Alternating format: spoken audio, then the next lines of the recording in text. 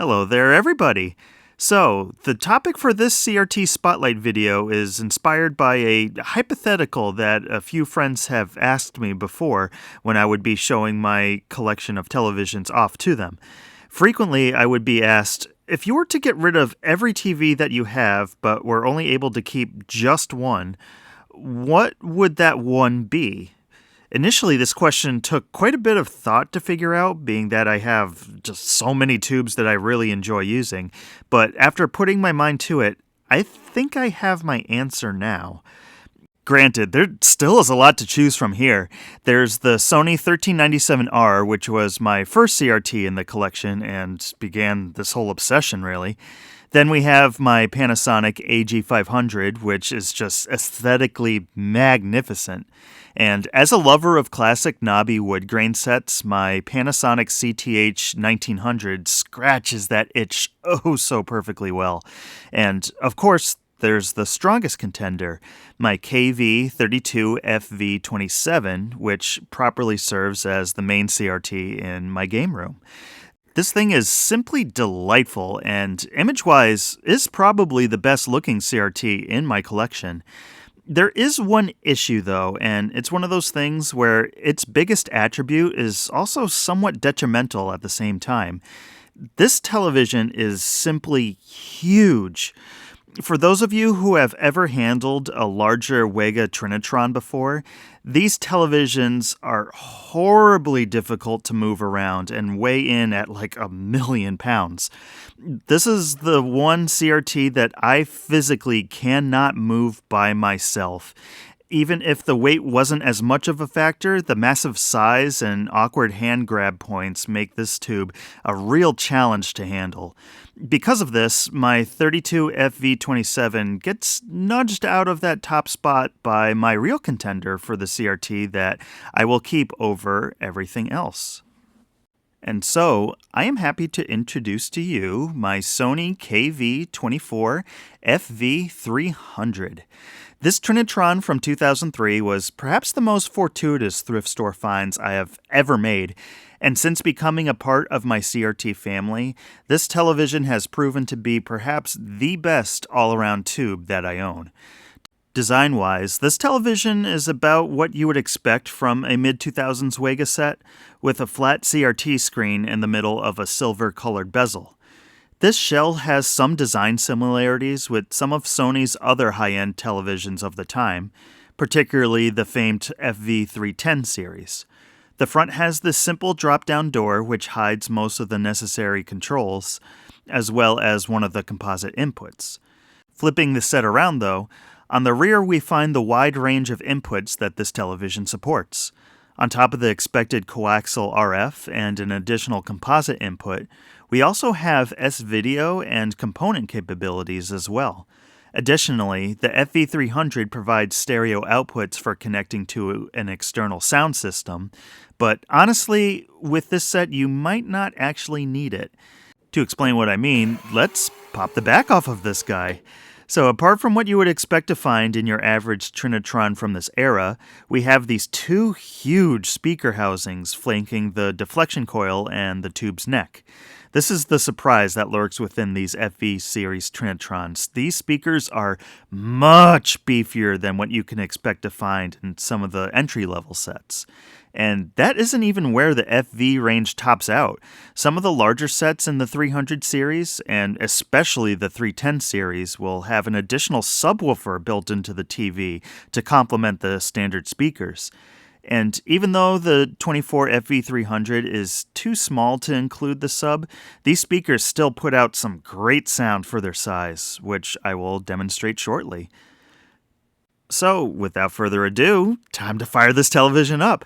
While this Trinitron takes the same remote codes as literally every Sony TV ever made, I think I'll use my watch for this one. So image-wise, this TV certainly gets the job done. The colors and clarity are great and just about what you would expect from any flat-screen Trinitron from the era. All matter of media looks fantastic on this tube, especially anything over components such as DVDs. Since we're on the topic of image quality, I might as well pop in every CRT enthusiast's most played game to show you how well my tube is doing. Overall, it's okay, although it is suffering from a bit of that Wega warping in the upper right corner of the screen. I do plan on ironing that out with some tweaking of the set. However, while it's pretty obvious on test patterns such as these, during actual use it is entirely ignorable, so I'm not in a huge rush to fix it. I think that the 24-inch CRT is in a really good sweet spot for screen size, being big enough that it can fill your field of view if you're sitting close enough, but not so big where some lower quality image sources like VHS tapes begin showing their flaws and video artifacts.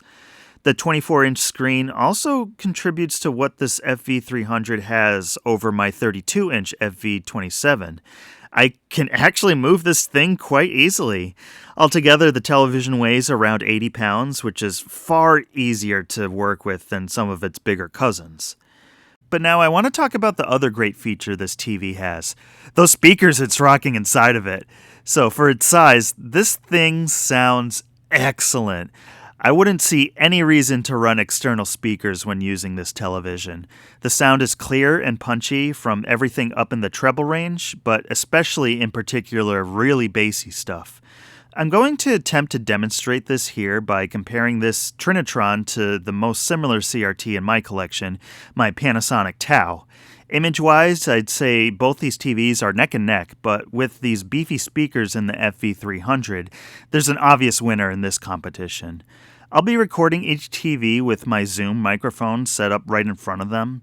Of course, what you will hear through your device doesn't really compare to how they sound in person, especially if you are watching this on mobile. If you have a decent sound system or headphones, though, hopefully what follows will be a decent demonstration.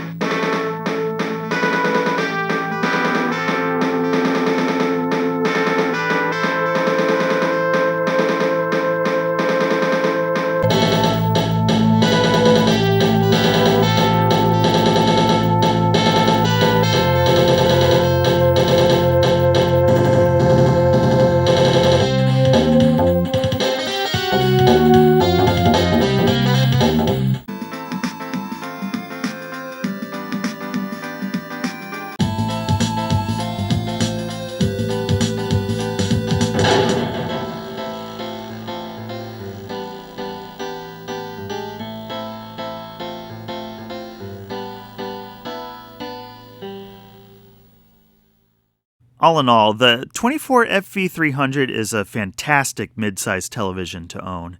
I think it's the combination of it being the perfect size between large enough but not too heavy, the excellent sound system, and pretty much every input type that you could ask for, which makes it the television I would keep over all the rest of my collection. Granted, since the BA6 chassis inside this thing is unfortunately not RGB moddable, this could be a deal breaker for some of you CRT fans. However, if you prefer to leave your game console stock like I do, this television has everything you need. Whether it's an NES through RF,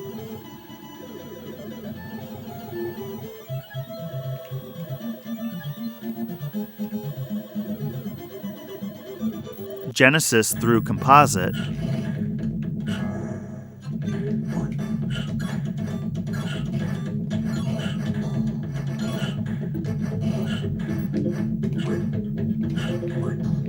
.3DO through S-Video,